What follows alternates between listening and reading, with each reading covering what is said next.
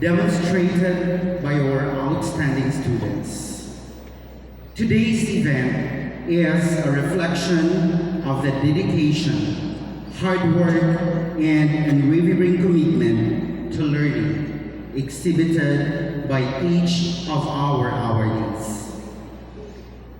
As we gather here to recognize and applaud these remarkable students, we are reminded of the transformative power of education and the boundless possibilities that lie ahead to our young students.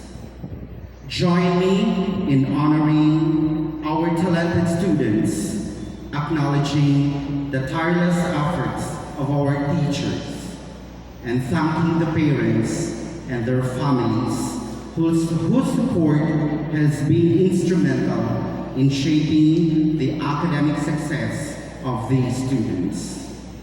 Let us rejoice together in celebration of the achievements that inspire us all and serve as a testament to the limitless potential within each and every one of our students.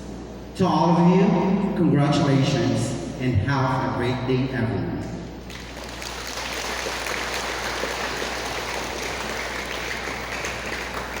Thank you so much, Sir Arvin, for those wonderful words.